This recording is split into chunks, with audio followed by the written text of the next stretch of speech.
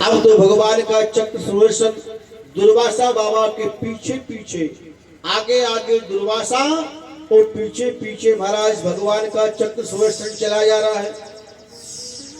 तीनों लोकों में भ्रमण करते रहे, लेकिन किसी ने भी रक्षा नहीं करी। भगवान शंकर के पास में पहुंचे। भगवान शंकर ने कहा, बोले भैया ये चक्र सुदर्शन भगवान नारायण का है, विष्णु का है, आप उन्हीं की शरण में जाओ। भागते हुए क्षीर सागर में भगवान विष्णु के पास में पहुंचे। दुर्वासा बाबा ने कहा, हे प्रभु पाही माम, मेरी रक्षा करो। भगवान विष्णु ने कहा, बोले दुर्वासा इस समय ये चक्र महाराज अम्बरीश की सेवा में है, यदि आपको बचना है तो आप अम्बरीश की शरण में जाओ। अब तो महाराज पूरे 1 साल हो गई भ्रमण करते हुए, लेकिन किसी ने भी नहीं बचाया। भगवान ने कहा, तो बोले मैं भक्तों के पराधीन हूं भैया, मैं कुछ नहीं कर सकता। कि अहम भक्त पराधीनो ये स्वतंत्र इबद्धुज है, साधुर्भृग्रस्त हृदयो भक्ति जन प्रिय। बोले हे दुर्वासा आप तो अम्बरीश की शरण में जाओ। दुर्वासा बाबा भागे भागे अम्बरीश के शरणों में आए और अम्बरीश को आज प्रार्थना करने लगे। बोले अम्बरीश आप मुझे बचाओ। अम्बरीश ने हाथ जोड़ करके चक्र सुदर्शन से प्रार्थना करी। बोले हे भगवान के चक्र सुदर्शन, यदि मैं सच्चे मन से भगवान की सेवा करी हो तो आप शांत हो जाओ। जैसे ही अम्बरीश ने कहा, चक्र का वेग रुक गया और दुर्वासा बाबा आज थक कर के बैठ गए। अम्बरीश से कहने लगे, बोले अम्बरीश मैंने आपका अपराध किया है, मेरे अपराध को क्षमा कर दो। आज 1 साल के बाद में बाबा दुर्वासा जी ने और अम्बरीश ने साथ साथ बैठ करके भोजन किया। इतने बड़े वैष्णव थे महाराज अम्बरीश। इन्हीं के वंश में महाराज इनके 3 पुत्र हुए, विरूप, केतुकान और शंभु। इसी वंश में आगे जाकर के राजा इक्ष्वाकु का जन्म हुआ। इक्ष्वाकु राजा के 100 पुत्र हुए, जिनमें से विकुक्षी, निमि, दंडक ये बड़े पुत्र थे महाराज। अब 25 पुत्रों को पूर्व भाग के अधिपति बना दिया, 25 पुत्रों को मध्य भाग के अधिपति बना दिया और महाराज 3 पुत्रों को मध्य भाग के अधिपति बना दिया और 47 पुत्रों को महाराज दक्षिण भाग में और उत्तर भाग में राजा बना दिया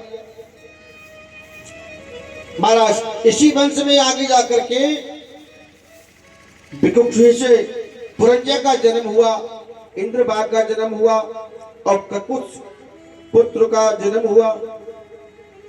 पुरंजय से अनेना का जन्म हुआ और अनेना से युवनाश्व राजा का जन्म हुआ महाराज। ये वो ही युवनाश्व है जिनके अनेकों रानियां हैं लेकिन पुत्र नहीं है। इन्होंने भी पुत्रष्टि यज्ञ करवाया और पुत्रष्टि यज्ञ जैसे ही करवाया महाराज युवनाश्व ने, तो ब्राह्मणों ने एक कलश को बंद करके रख रहा था मंत्रों के द्वारा और ब्राह्मणों ने कहा, बोले राजा देखो दिन में तो हमारी व्यवस्था रहेगी यज्ञ की देखभाल करने की और रात्रि में आप संभालोगे। अब राजा युवनाश्व यज्ञशाला की रक्षा कर रहे हैं रात्रि में। गर्मी का समय था, राजा युवनाश्व को प्यास लगी और प्यास के मारे गला सूखने लगा। आसन से खड़े हो गए, यज्ञशाला में पहुंचे और गलती से जो कलश में ब्राह्मण देवताओं ने मंत्रों के द्वारा वो जल रखा था उसी कलश को उठाया, लोटा में भरा और युवनाश्व में जल पी लिया। प्रातः काल हुआ, आचार्य जी आए। अब जैसे ही आचार्य जी ने देखा कि वो कलश महाराज खाली पड़ा है, पंडित जी ने कहा, बोले भैया राजा ये कलश का जल कहाँ चले गया? युवनाश्व ने देखा, बोले महाराज मैं झूठ नहीं बोलता। महाराज मुझे रात्रि में प्यास लगी तो मैंने उठ करके मैंने पानी पी लिया, लेकिन वो कलश में से पिया कि बाल्टी में से पिया मुझे मालूम नहीं है। पंडित जी ने कहा, बोले महाराज ये कलश खाली पड़ा है, आपने कलश का जल पिया है, अब तो अनर्थ हो गया महाराज। बोले क्या हुआ महाराज? बोले महाराज आपके 100 रानियां हैं, लेकिन पुत्र किसी के गर्भ से नहीं होगा। अब तो पुत्र महाराज रानी के से नहीं होगा, राजा के उदर से होगा। ओ महाराज गजब हो गया।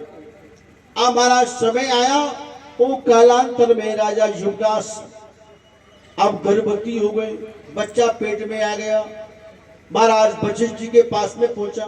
वशिष्ठ जी से कहा, बोले गुरुदेव आप मेरी प्राण की रक्षा करो। वशिष्ठ जी ने कहा चिंता मत करो। आज जो समय आया तो शल्य विधि के द्वारा वशिष्ठ जी महाराज ने बालक को गर्भ से बाहर निकाला। अब बालक रोने लगा। बालक रोते हुए कहने लगा कि बोले हम तो पिता के से पैदा हुए, मेरी मैया कौन है? महाराज इंद्र को देवताओं ने आह्वान किया। इंद्र ने आकर के महाराज अपनी इकन्नी उंगली से महाराज इंद्र ने उनको दुग्ध पान कराया। तभी जो है उस पुत्र का नाम पड़ा मानधाता। युवनाश के पुत्र हुए मानधाता। इसी वंश में आकर के महाराज मानधाता ने सस्पेंदु की कन्या दुर्मति से विवाह कर दिया। इनके भी 50 कन्याएं हुई, और 50 कन्याएं जब हो गई तो एक बार सौम्री ऋषि आ गए। सौम्री ऋषि ने कहा, बोले राजा एक कन्या से हमारा ही विवाह कर दो। राजा ने कहा, बोले महात्मा की बुद्धि बिगड़ गई, बुढ़ापे में देखो विवाह करना चाहते तो मैंने तो नहीं किया। और सौम्री बाबा से कह दिया, बोले महाराज जो भी कन्या आपको पसंद कर ले उससे विवाह कर लो। अब सौम्री भी समझ गए कि राजा मजाक कर रहा है। राजमहलों में गए और अपने योग बल से 16 साल के बन गए, और 50 की 50 कन्याएं शादी करने को तैयार हो गई। सौम्री महाराज 50 कन्याओं को लेकर के और उनसे संसार के सुख भोगने लगे। इसी वंश में आगे जाकर के मानधाता के 3 पुत्र हुए, अम्बरीश, पुरकुश और मुचकुंद। महाराज अम्बरीश के यौवनाश हुए और पुरकुश का विवाह नर्मदा के पुत्र तदस्सु से, और इसी वंश में आगे त्रिशंकु नाम के राजा हुए। त्रिशंकु के हरिश्चंद्र हुए, हरिश्चंद्र के रोहित हुए, रोहित के हरित हुए, और हरित के महाराज बाहुक हो गए, और बाहुक के राजा सगर हो गए। महाराज ये जहर के साथ में प्रकट हुए थे, इसलिए इनका नाम सगर पड़ गया। राजा सगर का जन्म हुआ, और राजा सगर के 60,000 पुत्र। एक बार महाराज उन्होंने यज्ञ किया, अश्वमेध यज्ञ, और अश्वमेध यज्ञ को महाराज जैसे ही छोड़ा तो महाराज इंद्र ने जाकर के महाराज कपिल मुनि के आश्रम पर बांध दिया। 60,000 पुत्र कपिल बाबा के आश्रम पे पहुंचे, और जैसे कपिल बाबा के आश्रम पे घोड़ा बंधा हुआ देखा तो कहने लगे कि बोले ये महात्मा ये पाखंडी है, आंख बंद करके बैठा है, हमारा अश्वमेध यज्ञ का घोड़ा बांध करके बैठा है। और महाराज घोड़ा को खोला और कपिल मुनि को अपमान किया। जो कपिल मुनि ने क्रोध किया कि 60,000 पुत्र तक्षक जल करके भस्म हो गए। महाराज राजा सगर के 60,000 पुत्रों का विनाश हो गया। इसी वंश में महाराज अंशुमान हुए। अंशुमान ने भी गंगा मैया की उपासना की, अपने पूर्वजों का उद्धार करने के लिए गंगा की उपासना करी, लेकिन गंगा मैया प्रसन्न नहीं हुई। इसी वंश में महाराज दिलीप हुए। दिलीप ने भी भगवान गंगा मैया की प्रार्थना करी, लेकिन गंगा मैया मृतलोक में नहीं आई। इसी वंश में महाराज भागीरथ हुए और भागीरथ ने ऐसी गंगा मैया की उपासना करी कि गंगा मैया प्रसन्न हो गई। भागीरथ से कहने लगी, बोले बेटा मैं स्वर्ग में रहती हूँ और स्वर्ग से मृत्यु लोक में आऊंगी तो मेरे बेग को कोई भी सहन नहीं कर सकता। बोले क्या करूं मैया? बोले एक ही देवता ऐसा है जो मेरे बेग को सहन कर सकता है और वो है भगवान शंकर जी। आप भगवान शंकर की उपासना करो। भागीरथ जी भगवान शंकर के शरण में गए। नमामि समीशान निर्वाण रूपम विभुं व्यापिकं ब्रह्म वेदस्वरूपम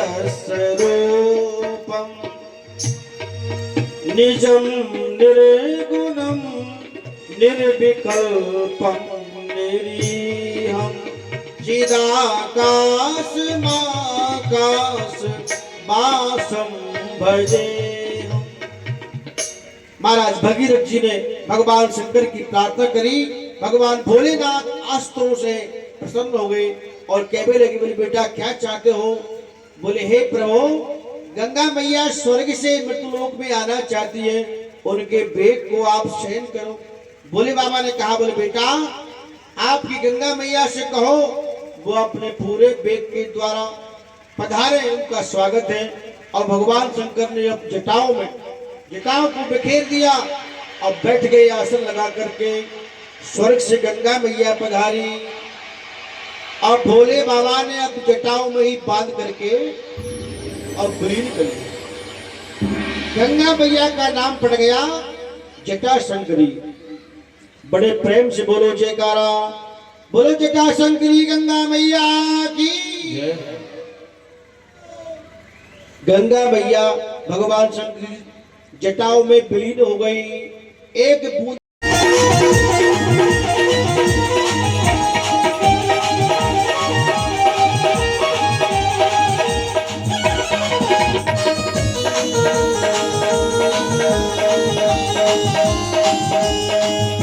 जो गंगे गंगे बोले वो पाप जन्म के धोले।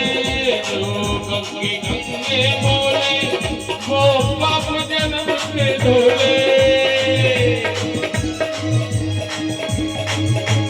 अरे की महिमा बड़ी अपार है। अरे की महिमा बड़ी अपार है। तेरे तारनी गंगा लाए भागीरथ महाराज।